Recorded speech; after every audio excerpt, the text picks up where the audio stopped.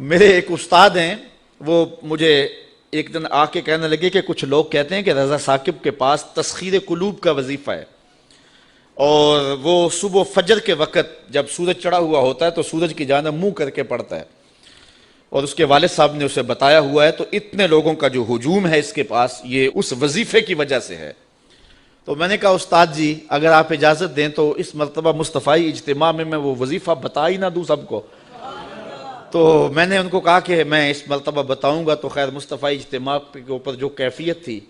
تو بات ادھر نہ آ سکی اور میں وہ وظیفہ نہیں بتا سکا، تو چلو آج میں بتا دیتا ہوں۔ وہ وظیفہ یہ ہے کہ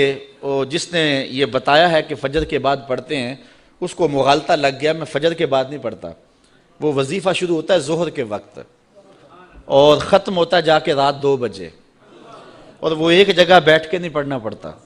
وہ کبھی گجرانوالا، کبھی سیالکوٹ، کبھی راول پنڈی، کبھی ساہیوال، کبھی ہڑپے، کبھی کراچی، کبھی بیرون ملک، کبھی مسجد میں، کبھی ہال میں، کبھی گلی میں، کبھی بازار میں، اور وظیفہ پڑھنے کے بعد بس چپکے سے گھر لوٹ جاؤ، پھر کن انکھیوں سے نہ دیکھو کہ پیچھے کوئی خدمت کرنے والا آ رہا ہے یا نہیں آ رہا،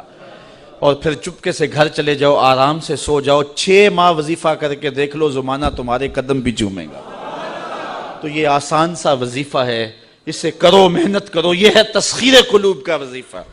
تو حق کی راہوں پہ چلو گے تو لوگ کیا کچھ نہیں کہیں گے، گالیاں بھی ہوں گی،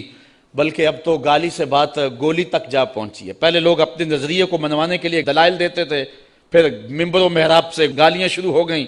اور اب تو بات گولی تک پہنچی ہے، خود کش دھماکے تک پہنچ گئی ہے۔ میرے نظریے کو نہیں مانتے، میری فکر کو نہیں مانتے تو میں خود کش دھماکے سے اڑا کے رکھ دوں گا تمہیں۔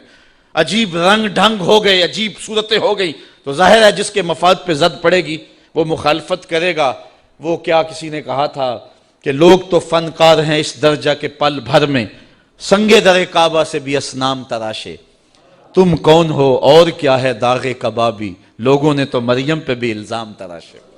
لوگوں نے تو پیغمبروں پہ، پیغمبر زادیوں پہ، پیغمبر زادوں پہ اور پیغمبروں کے باپوں پر بھی تان و تشنیع کے تیر برسائے۔ آپ تاریخ نبیوں کی پڑھ کے دیکھ لیں تو مبلغین راہ حق میں دین کا پیغام لے کر چلنے والے، حالات کی تلخیوں اور سختیوں سے گھبرانا نہیں ہے۔ یہ سورہ یاسین ہمیں سبق دے رہی ہے، تم کس کھیت کی مولی ہو، یہاں تو پیغمبروں کو گالیاں دی جاتی رہی ہیں، یہاں تو پیغمبروں کی جو ہے وہ تدحیق کی جاتی رہی ہے۔ فرمایا ما یاتیہم من رسول الا کانوا بہ یستہزئون، جب بھی ان کے پاس کوئی رسول آتا ہے تو اس کا ٹھٹھا ہی کرتے ہیں، اس کو مذاق ہی کرتے ہیں، اور اس کو جو ہے وہ تان و تشنیع کے تیر اس پہ برساتے ہیں۔ الم یروا کم اہلکنا قبلہم من القرون انہم الیہم لا یرجعون۔ اللہ تعالیٰ ارشاد فرماتا ہے کیا انہوں نے نہ دیکھا ہم نے ان سے پہلے کتنی ہی سنگتیں ہلاک کر دیں، کتنی قومیں برباد ہو گئیں، جن کا طوطی بولتا تھا آج باقی نہیں ہیں۔ اللہ اکبر۔ اور ارشاد فرمایا انہم الیہم لا یرجعون، اب وہ پلٹ کے بھی نہیں آئیں گے۔ فرعون گیا تو اب کسی ملک پہ فرعون کے بیٹوں کی حکومت نہیں ہے، فرعون بھی پلٹ کے نہیں آیا۔ خاقان گئے تو آج خاقان نظر نہیں آتے۔ تغلق، ایبک، فرعون مصر آج کہاں نظر آتے ہیں؟ جن کا طوطی بولتا تھا آج دنیا ان کے نام بھی نہیں جانتی۔ میں آپ سے پوچھتا ہوں، میرے جو سننے والے لوگ ہیں، ان کی چمکتی پیشانیاں اور ان کی روشن آنکھیں بتاتی ہیں کہ یہ باشعور لوگ ہیں۔ چونکہ یہاں آ ہی باشعور سکتا ہے، چونکہ میرے پاس نہ تو لچھے دار تقریر ہے، نہ کان پہ رکھ کر کے میں سر کھینچ سکتا ہوں، تو پھر ظاہر ہے جو ان مقاصد کے لیے آتے ہیں وہ ہمارے مجالس میں تو نہیں آئیں گے۔ یہاں تو وہی آئے گا کہ جس کے سینے کے اندر جو ہے وہ جستجو کی روشنی ہے، یہاں تو وہی آئے گا کہ جو قرآن مجید کی تفہیم کا نور اور اس کے سمجھنے کا جذبہ سینے میں رکھتا ہے۔ تو تاریخ کے قاری بھی ہوتے ہیں، اور علماء بھی، اہل دانش بھی، وکلاء بھی، ڈاکٹر بھی، اور پڑھے لکھے سنجیدہ متین لوگ بھی، لیکن اس کے باوجود میں اتنے اس مجمع میں جو کہ انتہائی سنجیدہ اور متین اور سمجھدار طبقہ ہے، اگر میں آپ سے پوچھوں کہ جب حضور تشریف لائے تھے تو اس زمانے میں جس شخص کا طوطی بولتا تھا، سلطنت روم کا شہنشاہ، اس دور کا اوباما کہہ لیں، اس کا نام کیا تھا؟ تو کوئی تاریخ کا تازہ مطالعہ رکھتا ہو تو شاید وہ نام بتا دے، لیکن باقیوں کو اس کا نام یاد نہیں ہوگا۔ حالانکہ اس دور کا سپرمین، اس دور کا اوباما، اچھا اس دور کے کسرا کا نام بتا دیں، اس دور کے ٹونی بلیر کا نام بتا دیں، تو شاید یہ بھی نام کوئی نہ بتا سکے۔ یار وہ جن کا طوطی بولتا تھا ان کے نام بھی یاد نہیں ہیں، اور آؤ کسی بچے سے بھی پوچھ لیں کہ حضور کے مؤذن کا نام کیا تھا، تو وہ سر اٹھا کے کہے گا کہ بلال حبشی۔ تو پھر حق ہی غالب ہوتا ہے، اور حق کے ہی پھریرے اور حق کے ہی اجالے ہوتے ہیں۔ اللہ فرماتا ہے وہ گئے، وہ جو جانے والے ہیں وہ تو پلٹ کے نہیں آئے ہیں۔ اللہ فرماتا ہے وہ کبھی نہیں آئیں گے، انہم الیہم لا یرجعون۔ وہ شہنشاہ، وہ کج کلا جن کے طوطی بولتے تھے، آج ان کا نام بھی باقی نہیں ہے، لیکن کسی بھی ممبر اور کسی بھی محراب سے کان لگا کے سنو محمد کے بلال کا نام بھی باقی ہوگا۔ تو فرمایا کہ الم یرو کم اہلکنا قبلہم من القرون، دیکھو کہ ہم نے کتنی بستیاں برباد کر دی، کتنی سنگتیں تباہ کر دی۔ یہ بڑے بڑے محل آج کھنڈرات بنے ہوئے دکھائی دیتے ہیں یا نہیں دیتے؟ یہ سکندر ذوالقرنین کا قلعہ میں نے دیکھا ہے یونان کے اندر، وہ اتنا اونچا کہ حیرت گم ہوتی ہے اور دنیا کے عجائب میں سے ہے،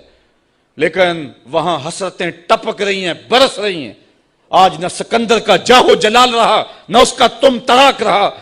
آج وہاں آثار قدیمہ کے طور پہ انہوں نے اس قلعے کو محفوظ تو رکھا ہے، لیکن آج وہاں زندگی کی رمق نہیں ہے، وہاں زندگی کا اجالا نہیں ہے۔ یار سکندر کے محل میں تو زندگی کا اجالا نہیں ہے، اور وہ ویسے کرنی کی قبر پہ بھی زندگی کے اجالے ہیں۔ تو پھر زندگی تو یہ ہوئی نا، پھر اجالے تو یہ ہوئے نا، بلال کی قبر پہ بھی زندگی کے اجالے ہیں۔ یا حسرتن علی العباد، افسوس ہے بندوں پہ۔ اور پھر ادھر دیکھیے زندگی کے نظارے، زندگی کا جمال۔ اللہ اکبر۔ اللہ فرماتا ہے وَإِن كُلٌّ لَمَّا جَمِيعٌ لَدَيْنَا مُحْضَرُونَ، اور جتنے بھی یہ ہیں سب کے سب ہمارے حضور حاضر کیے جائیں گے۔ یہ جنہوں نے پیغمبروں کو شہید کیا، حبیب نجار کو قتل کیا، اب اللہ کے عذاب کا کوڑا برسا، حضرت اسرائیل علیہ السلام، حضرت جبرائیل علیہ السلام نے آ کے ایک چیخ ماری اور وہ بجھ کے رہ گئے، تو کیا کام تمام ہو گیا؟ کام ختم ہو گیا؟ کہا نہیں، ایسا نہیں ہوگا۔ پھر تو کام ختم ہو گیا کہ وہ بھی مر گئے، ایک چیخ سے برباد ہو گئے۔ سزا کیا صحیح انہوں نے، اگرچہ بہت بڑی سزا ہے، لیکن اللہ فرماتا ہے نہیں، یہ ایک عارضی سزا ہے، ابھی ایک بڑا میدان لگنے والا ہے، ترازو نصب ہوں گے، ایک میدان سجنے والا ہے، کل قیامت کا دن ہوگا۔ وَإِن كُلٌّ لَمَّا جَمِيعٌ لَدَيْنَا مُحْضَرُونَ، پھر وہ پیغمبر بھی لائے جائیں گے، حبیب نجار بھی کھڑا ہوگا، پا بجولاں یہ بھی لائے جائیں گے، اور پھر رب کا دربار ہوگا، ان کے ہاتھوں میں زنجیریں اور پاؤں میں بیڑیاں، اور ادھر حبیب نجار کے سر پہ عزتوں کا تاج، ان پیغمبروں کے سروں کے اوپر نورانی تاج اور بدن پہ نوری حلے، اور پھر ان کے عمل بھی لائے جائیں گے، ان کی تبلیغ کا بھی وزن کیا جائے گا۔ او گالیاں دینے والوں، یہ دیکھو تمہاری گالیاں اور ان کا وزن، اور پھر اس کی سزا جہنم، اور میٹھے بول بولنے والے پیغمبروں کی بولی بھی سنو، اور اس کی جو جزا ہے میرے رب نے رکھی ہے ذرا اس کو بھی دیکھو، تو پھر وہ کیا منظر ہوگا اور کیا رنگ ہوگا اور کیا جمال ہوگا۔ تو راہ حق پہ چلنے والے، اگر تیری بات کو ٹھکرا بھی دیا جاتا ہے، تیری واز کو ترک بھی کر دیا جاتا ہے، تیری گفتگو کا مذاق بھی اڑا لیا جاتا ہے، تجھے گالیاں گولیوں سے سزا بھی دی جاتی ہے، تو اس کی پرواہ نہیں کرنا۔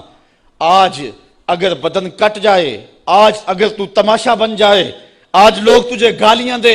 آج تیرے دامن کی دھجیاں بکھیر دی جائیں،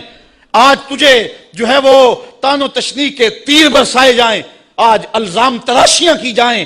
آج تیری عزت آبرو اچھالنے کی کوشش کی جائے، لیکن گھبرانا نہیں ہے، یہ تو 4 دن کی زندگی ہے، وہ میدان لگے گا، گالیاں والے بھی آئیں گے، محمد کی بولی بولنے والے بھی آئیں گے، اور ترازو گاڑا ہوگا رب میں، پھر وزن کیا جائے گا، پھر پتا چلے گا نا کہ قرآن کی بولی دینے والے کی آواز کا وزن کتنا نکلا ہے۔ تو اس لیے حق کی راہوں کا مسافر ہمیشہ حق کی راہوں پہ چلتا رہے۔ سورہ یاسین کے اندر اللہ تعالیٰ جل شانہ نے جو مضمون بیان فرمایا، بنیادی مضمون آخرت کا اس بات ہے، اور جب کوئی شخص فوت ہونے لگے تو اس کے سامنے سورہ یاسین پڑھی جاتی ہے، اس لیے نہیں پڑھی جاتی کہ اس سے جان چھڑا لیں، بلکہ سورہ یاسین سے ایمانی لیول بڑھ جاتا ہے، تیقن میں اضافہ ہو جاتا ہے، آخرت کا عقیدہ پختہ ہو جاتا ہے، اس لیے حکم دیا گیا کہ اس کے سامنے سورہ یاسین پڑھو کہ جب رب کے حضور پیش ہو رہا ہو تو اس کے عقیدے میں پختگیاں پیدا ہو جائیں اور معاد اور آخرت کا یقین پختہ تر ہو جائے۔ تو یہ 2 رکوع ختم ہوئے، اگلے جو 3 رکوع ہیں ان میں معاد کا اثبات کیا گیا ہے، اور اللہ تعالیٰ نے آفاق اور انفس کے اندر پھیلے ہوئے دلائل کے ساتھ حضرت انسان کو بتایا ہے کہ تو رب کو کیسے بھول سکتا ہے، کیسے اس کا انکار کرتا ہے۔ تیرے وجود میں بھی دلیلیں ہیں، اگنے والے سورج میں بھی دلیلیں ہیں، اور زمین کا کلیجہ چیر کے نکلنے والے سبزے میں بھی دلیلیں ہیں، پھول کی پتی کے رنگوں میں بھی دلیل ہے، اس کے اوپر پڑی ہوئی شبنم کے قطرے میں بھی دلیل ہے، اور پھر اس کے اوپر جو بیٹھی ہوئی محبت اور پیار کا اظہار کرتی ہوئی تتلی ہے، اس کے پروں کے اندر رنگوں کی جو مینا کاری ہے، اس میں بھی رب کی دلیل ہے۔ پھر بلبل کے لہجے میں بھی دلیل ہے، کوئل کی آواز میں بھی دلیل ہے، پپیہے کی صدا میں بھی، برستے بارش میں، جھومتی ندیوں میں، بہتے پانی میں، اور ساون کے موسم کی رم جم میں یہ دلیلیں ہیں۔ اگر تو آنکھ کھولے تو رب کا انکار نہیں کر سکتا۔ آجا پلٹ کے، محمد عربی تجھے باہوں میں لینے کے لیے منتظر کھڑے ہیں، اور تو ایمان کی بہاریں اور ایمان کے اجالے پر